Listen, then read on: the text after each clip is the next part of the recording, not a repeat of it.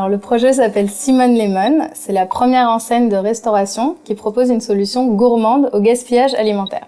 Donc, tout est parti d'un constat, 3 millions de tonnes de fruits et légumes qui sont jetés tous les ans par les producteurs pour des raisons uniquement esthétiques.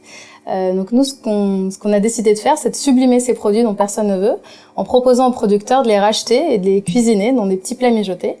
Et donc, le fait d'être en direct de producteurs locaux, ça permet aussi de réduire toutes les pertes liées à la multiplication d'intermédiaires.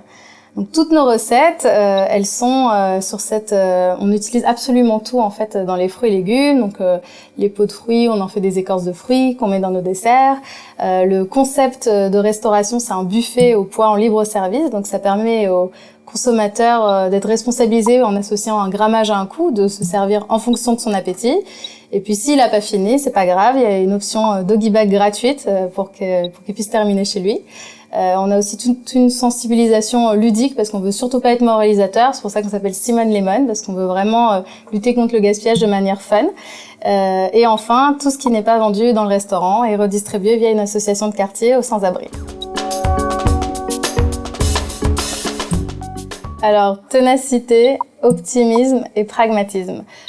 Ténacité parce que quand on s'attaque à un problème de société, on nous annonce souvent qu'on n'y arrivera jamais, que tout est impossible, parce que non seulement il y a la difficulté d'entreprendre, mais aussi ce problème de société.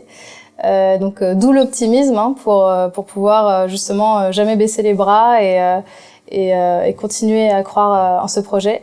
Aussi un besoin de pragmatisme parce que quand on entreprend dans le social, il faut faire doublement preuve de professionnalisme parce que il faut pas avoir l'air de quelqu'un qui a que des étoiles dans les yeux, mais qui a aussi un projet professionnel bien abouti et qui est aussi viable économiquement.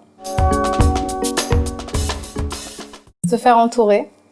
Vraiment, nous, ce qui nous a beaucoup aidé, c'est d'aller à la rencontre de tous les acteurs qui luttaient contre le gaspillage alimentaire. Donc, il faut vraiment, allez-y, osez, n'ayez pas peur. Nous, on a pris vraiment tous les noms qu'on avait vus dans une émission, tout simplement.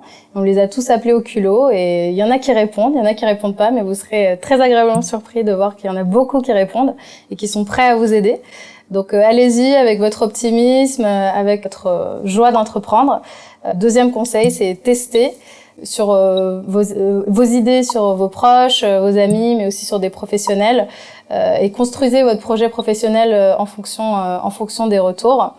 Et enfin, entourez-vous par des professionnels. Donc nous, par exemple, on a été incubés par Entropia, l'incubateur social de l'ESSEC, qui a vraiment été un énorme levier dans notre construction de notre projet professionnel, parce que ça permet vraiment de professionnaliser justement le projet d'entreprendre en construisant un business plan.